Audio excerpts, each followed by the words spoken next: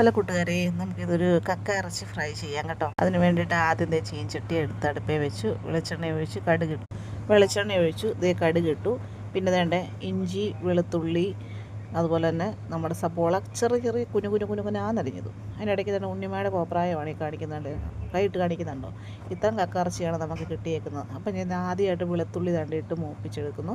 അതിൻ്റെ തൊട്ട് പുറകിൽ ഞാൻ ഇഞ്ചിയും കൂടെ ചേർക്കുന്നു. പിന്നെ ഞാൻ നല്ല കുനുകുനാന്നരിഞ്ഞ് വെച്ചേക്കുന്നു ഈ സബോള, അത് അതിനകത്ത് ഇട്ട് കൊടുക്കുന്നു. എന്നിട്ട് അതൊന്ന് വാടാൻ വേണ്ടിയിട്ട് നമ്മളൊന്ന് ഇളക്കും. എന്നിട്ട് അതിൻ്റെ പച്ചമണം ഒന്ന് മാറാൻ വേണ്ടി ഞാൻ നല്ലതായിട്ട് വഴറ്റി കൊടുക്കുന്നുണ്ട് കേട്ടോ. വഴന്ന് ശകലം ഒരു പരുവാകുമ്പോഴത്തേക്കിന് ഞാൻ അതിൻ്റെ കൂടെ ശകലം ഉപ്പ് കൂടെ ആഡ് ചെയ്ത് കൊടുക്കുന്നു.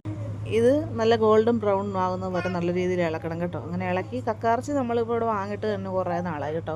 അപ്പോൾ എന്നൊരു കക്കയിറച്ചി ഫ്രൈ ഉണ്ടാക്കിയേക്കാൻ നോക്കാം. ആദ്യം ഓർത്ത് കക്കയിറച്ചി തോരൻ ഉണ്ടാക്കാമെന്ന് കേട്ടോ. പിന്നീട് ഒരു ഫൈനൽ ഡിസിഷൻ എന്ന പോലെ ഞങ്ങളെത്തി കക്കയിറച്ചി ഫ്രൈ ഉണ്ടാക്കാമെന്ന്. അങ്ങനെ ഇളക്കി രണ്ട് കുറച്ച് ഉപ്പുകൂടി ഇട്ട് നല്ല രീതിയിലൊന്ന് ഇളക്കുവാണ്. ഇതൊന്ന് വഴന്ന് വരുന്നതിന് ശേഷം മാത്രമേ ഞങ്ങൾ പൊടികൾ ചേർക്കാറുള്ളൂ കേട്ടോ.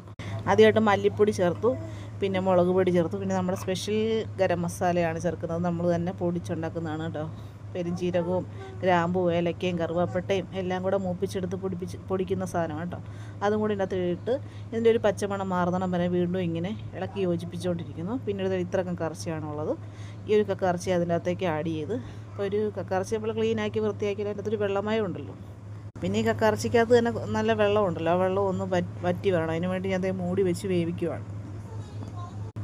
നമ്മുടെ കക്കയിറച്ചി നമ്മുടെ തീ ലോ ഫ്ലെയിമിലാക്കിയിട്ട് നല്ല രീതിയിൽ അങ്ങ് ഇളക്കി കൊടുക്കണം കേട്ടോ. ഇടയ്ക്കിടയ്ക്ക് ഇളക്കി കൊടുത്തുകൊണ്ടിരിക്കണം.